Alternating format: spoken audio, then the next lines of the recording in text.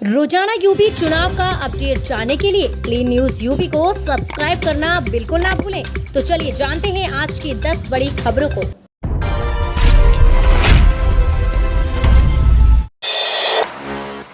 भाकियों नेता राकेश टिकैत बोले वह किसी पक्ष में और ना विपक्ष में जिसने किसानों की नहीं सुनी उसे हराया जाए। भारतीय किसान यूनियन के नेता राकेश टिकैत ने कहा है कि जिसने किसानों की नहीं सुनी उसे हराया जाए। किसे हराना है ये जनता भली बात ही जानती है। उन्होंने कहा कि जिस गांव में भी ये वोट मांगने जाए वहीं उनसे सवाल करे, पूछे कि गन्ने का बकाया अब तक क्यों नहीं मिल पाया है, किसानों पर दर्ज मुकदमे अब तक क्यों वापस नहीं हुए, अब तक कृषि बिल संबंधी कोई कमेटी क्यों नहीं बन सकी।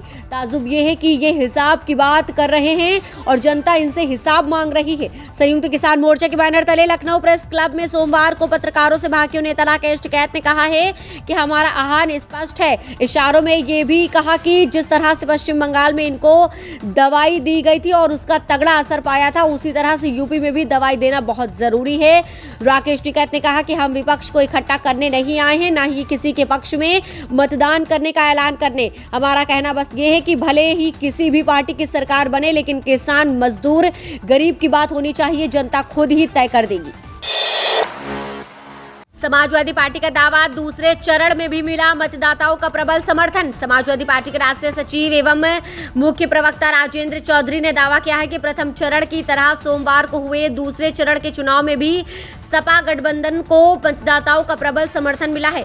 ये समर्थन बता रहा है कि अगले चरणों में भी भाजपा का सफाया तय है। मतदाता अखिलेश यादव को मुख्यमंत्री बनाने के लिए उत्साहित है। राजेंद्र चौधरी ने कहा है कि प्रथम चरण की तरह दूसरे चरण में भी भाजपा व उसके कार्यकर्ता बन गए हैं। प्रशासनिक अधिकारियों ने सत्ता दल के खिलाफ बहती हवा को देखकर मतदान में गड़बड़ी करने की कोशिश की है। धर्म विशेष के मतदाताओं को खास तौर पर परेशान किया जा रहा है, उनको वोट नहीं डालने दिया जा रहा है। तमाम लोगों के नाम मतदाता सूची से काटे गए हैं। कई पोलिंग स्टेशनों से सपा के पोलिंग एजेंट बाहर कर दिए गए हैं। कई जगह मतदान अधिकारियों का रवैया भी आपत्तिजनक रहा। दूसरे चरण के चुनाव में भी मतदान केंद्रों से ईवीएम गड़बड़ी की शिकायतें मिल रही हैं। पूर्वांचल को मतेंगे भाजपा के दिग्गज, गोरखपुर में अमित शाह का रोड शो, महाराजगंज में सभा करेंगे पीएम मोदी। चौथे चरण का चुनाव प्रचार थमने के बाद भाजपा के शीर्ष नेताओं का रुख पूर्वांचल की ओर हो जाएगा। इसे लेकर पार्टी नेतृत्व ने कार्य योजना तैयार कर ली है। गोरखपुर में गृह मंत्री अमित शाह के रोड शो की भूमिका बन चुकी है, तो महाराजगंज में प्रधानमंत्री के गरजने की पूरी संभावना बन रही है।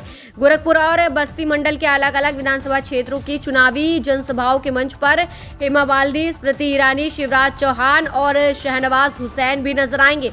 बस्ती में पार्टी के राष्ट्रीय अध्यक्ष जेपी नड्डा, देवरिया में केंद्रीय सड़क एवं परिवहन मंत्री नितिन गडकरी और कुशीनगर में रक्षा मंत्री राजनाथ सिंह की चुनावी सभाएं तक मानी जा रही है। हालांकि इसे लेकर पार्टी की ओर से अब तक कोई आधिकारिक सूचना जारी नहीं की गई है। पार्टी के मुताबिक सभी भाजपा प्रत्याशियों ने अपने अपने क्षेत्र में मुख्यमंत्री योगी आदित्यनाथ की जनसभा की डिमांड की है। ऐसे में पूरी संभावना है कि योगी किसी प्रत्याशी को निराश नहीं करेंगे।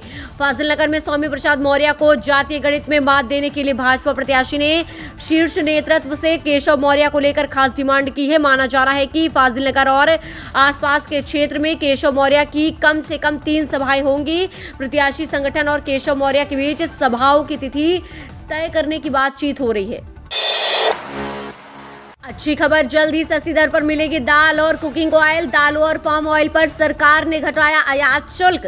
खाने पीने की बढ़ती कीमतों पर एक अच्छी खबर सामने आई है। महंगाई से राहत देने के लिए सरकार ने दालों और पाम ऑयल पर एक्सपोर्ट ड्यूटी में कटौती की घोषणा की है। खाद्य मुद्रास्फीति पर काबू पाने की कोशिश के तहत सरकार ने ऑस्ट्रेलिया और कनाडा से आने वाली दाल पर आयात शुल्क 0 कर दिया है और अमेरिका से आने वाली दाल पर शुल्क 30% से घटाकर 22% कर दिया गया है। सरकार ने कच्चे पाम तेल पर भी सेस को 7.5% से घटाकर 5% कर दिया है।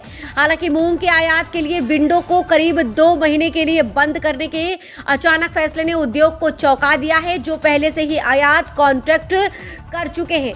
मौजूदा समय में दाल की घरेलू कीमतें 70 से 73 रुपए प्रति किलोग्राम पर चल रही हैं, जबकि न्यूनतम समर्थन मूल्य 64 रुपए प्रति किलोग्राम है। हालांकि रबी की अच्छी दाल की फसल की कटाई इसी महीने शुरू हो गई है। ऐसे में व्यापारी शुल्क में कटौती के समय को लेकर हैरान है। सरकार के इस कदम से आम जनता को कीमतों के मुद्दे पर राहत मिलने की उम्मीद है। पहली बार अखिलेश यादव ने टिकटों के बंटवारे में परिवार को नहीं दी अहमियत, जानिए वजह। उत्तर प्रदेश विधानसभा चुनाव में समाजवादी पार्टी मुखिया अखिलेश यादव ने टिकटों के बंटवारे में अपने परिजनों को अहमियत नहीं दी है। लोकसभा चुनाव हारे परिवार के सदस्यों को इस बाबत न कह दिया गया है। केवल शिवपाल यादव के साथ गठबंधन के चलते ही उन्हें टिकट मिल गया है, पर अपने बेटे को टिकट नहीं दिला पाए। सपा संरक्षक मुलायम सिंह यादव के भतीजे धर्मेंद्र यादव के भाई अनुराग यादव पिछले विधानसभा चुनाव में लखनऊ के सरोजनी नगर सीट से चुनाव लड़े थे और जीतने में नाकाम रहे। इस बार उन्हें कहीं से टिकट नहीं मिला। बताया जाता है कि अखिलेश यादव ने मुलायम सिंह यादव व रामगोपाल यादव की सहमति से निर्णय लिया कि परिवार की बहुओं को इस बार का विधानसभा चुनाव नहीं लड़ाया जाएगा। पिछले चुनाव मुलायम सिंह यादव की छोटी बहू अपर्णा यादव को लखनऊ कैंट से प्रत्याशी बनाया गया था, लेकिन वह भाजपा की रीता बहुगुणा जोशी से जीत नहीं सकी। इस बार वह सपा छोड़कर भाजपा में शामिल हो गई थी। मुलायम सिंह के छोटे भाई शिवपाल ने सपा से अलग होकर प्रसपा बनाई। चुनाव के वक्त सपा प्रसपा साथ आ गए। अखिलेश यादव ने त्याग की अपील करते हुए प्रसपा की 30 सीटों की मांग नकार दी। यहां तक चचेरे भाई आदित्य यादव को चुनाव नहीं लड़ाया गया। असल में शिवपाल खुद गुन्नौर से बेटे आदित्य को जशवंत नगर से लड़ाना चाहते थे, पर सपा अध्यक्ष ने केवल शिवपाल यादव को टिकट दिया। अगर ये टिकट न मिलता तो शिवपाल अपनी पार्टी के 100 उम्मीदवार उतारकर चुनाव लड़ जाते, तब सपा को कहीं न कहीं नुकसान होता। भाजपा के बाद अब बसपा का अच्छे दिन वापस लाने का वादा। मायावती बोली, पूरी ताकत से लड़ रही चुनाव। पूर्व मुख्यमंत्री मायावती ने सोमवार को कहा है कि उनकी बहुजन समाज पार्टी राज्य में वर्ष 2007 की तरह सुशासन के अच्छे दिन वापस लाने के लिए पूरी ताकत के साथ उत्तर प्रदेश विधानसभा चुनाव लड़ रही है। जालौन जिले के उरई में एक जनसभा को संबोधित करते हुए बसपा प्रमुख ने भाजपा, कांग्रेस और समाजवादी पार्टी पर जमकर निशाना साधा और इन दलों के राज्य में शासन के दौरान रही कमियों का उल्लेख किया है। तीसरे चरण के दौरान 20 फरवरी को जालौन जिले की सीटों पर मतदान होना है। मायावती ने कांग्रेस को घोर जातिवादी जबकि भाजपा को पूंजीपति समर्थ करार दिया है और आरोप लगाया है कि सपा ने अपने कार्यकाल के दौरान अपराधियों को खुली छूट दी। मायावती ने कहा कि हमारी पार्टी पूर्ण बहुमत से सरकार बनाने के लिए पूरी ताकत और तैयारी के साथ चुनाव लड़ रही है ताकि राज्य में बसपा शासनकाल के दौरान रहे अच्छे दिन वापस लौट सके। उत्तर प्रदेश की पूर्व मुख्यमंत्री ने सपा पर भी निशाना साधा और आरोप लगाया कि राज्य में सपा के शासनकाल के दौरान आपराधिक तत्वों, गुंडों और माफिया को खुली छूट थी। मायावती ने आरोप लगाया कि भाजपा भी जातिवादी होने के साथ ही पूंजीपतियों के समर्थक रही और उसने राष्ट्रीय स्वयंसेवक संघ की संकीर्ण विचारधारा को लागू करने का काम किया है। पीएम मोदी की तारीफ के बाद सीएम नीतीश का विपक्ष पर वार। बोले, राजनीति में परिवारवाद से समाजवाद को खतरा। मुख्यमंत्री नीतीश कुमार ने कहा है कि राजनीति में परिवारवाद से समाजवाद को खतरा है। हम लोग परिवारवाद में नहीं हैं। हम तो सब दिन कहते हैं कि पूरा बिहार एक परिवार है, वहीं कुछ लोग अपने घर के परिवार को ही परिवार कहते हैं, उसी परिवारवाद पर रहते हैं। ऐसे में समाजवाद खत्म हो जाता है। मुख्यमंत्री सोमवार को जनता के दरबार में मुख्यमंत्री कार्यक्रम के बाद पत्रकारों से बात कर रहे थे। दरअसल पत्रकारों ने उन्हें याद दिलाया कि प्रधानमंत्री ने आपको असली समाजवादी बताया है। इस पर मुख्यमंत्री ने कहा कि उनकी तो कृपा है कि जिन्होंने ये बात बोल दी। विपक्ष द्वारा उठाए गए सवाल की किसी कारणवश से किसी के परिवार का सदस्य राजनीति में नहीं आना चाहता हो, सिर्फ इतने से ही उसे सच्चा समाजवादी नहीं कहा जा सकता है। इस प्रश्न के जवाब में मुख्यमंत्री ने कहा कि ये सब बेकार की बात है। प्रधानमंत्री जी जो बोले हैं वो बहुत सही बोले हैं। पार्टी में और जो लोग हैं अगर उनको प्रतिष्ठा नहीं दे रहे हैं, केवल परिवार को प्रतिष्ठा दी जाएगी तो इसका मतलब आपको समाजवाद से मतलब नहीं है, परिवारवाद से मतलब है। जो लोग राजनीति में अपने परिवार में ही केंद्रित होंगे उनका भविष्य नहीं रहेगा। सीतापुर में ओम प्रकाश राजभर की 3 चुनावी जनसभा। सपा सुबह सपा के गठबंधन प्रत्याशी सहित 2 सपा प्रत्याशियों के समर्थन में करेंगे जनसभा। सीतापुर में विधानसभा चुनाव के चौथे चरण के लिए अब स्टार प्रचारकों ने अपनी ताकत झोंक दी है। इसी कड़ी में आज सुहेलदेव समाज पार्टी के राष्ट्रीय अध्यक्ष पूर्व कैबिनेट मंत्री ओम प्रकाश राजभर आज 3 चुनावी जनसभाओं को संबोधित करेंगे। ओम प्रकाश राजभर सीतापुर में गठबंधन प्रत्याशी सहित 2 सपा प्रत्याशियों के समर्थन में माहौल बनाकर जनसभाओं को संबोधित करेंगे। समाजवादी पार्टी और सुहेलदेव भारतीय समाज पार्टी के गठबंधन के बाद सीतापुर के मिश्रे की विधानसभा सीट गठबंधन में चली गई थी। इसी के चलते यहाँ सपा सरकार में कारागार राज्य मंत्री रहे रामपाल राजवंशी ने अपने बेटे मनोज राजवंशी को गठबंधन का प्रत्याशी बनाया है। पूर्व प्रस्तावित कार्यक्रम के तहत आज मंगलवार को सुहेलदेव समाज पार्टी के राष्ट्रीय अध्यक्ष ओम प्रकाश राजभर सिधौली विधानसभा से सपा प्रत्याशी हरगोविंद भार्गव के समर्थन में गोदला मऊ स्थित जनता पूर्व माध्यमिक विद्यालय में परिसर में जनसभा संबोधित करेंगे। आपको बता दें कि एक दिन में 3 चुनावी जनसभाओं से माहौल बनाने के लिए ओम प्रकाश आज 3 जनसभाओं को संबोधित करेंगे। नहीं भूलेगा कुछ भी जब वोट करेगा यूपी। प्रयागराज में आपके प्रत्याशी बीजेपी सरकार में हुई बदहाली याद दिलाकर मांग रहे खुद के लिए वोट। यूपी के विधानसभा चुनाव में इस बार आप आम आदमी पार्टी के प्रत्याशी दमदारी के साथ प्रचार प्रसार कर रहे हैं। प्रयागराज के 12 विधानसभा सीटों पर पार्टी ने अपने प्रत्याशी उतारे हैं।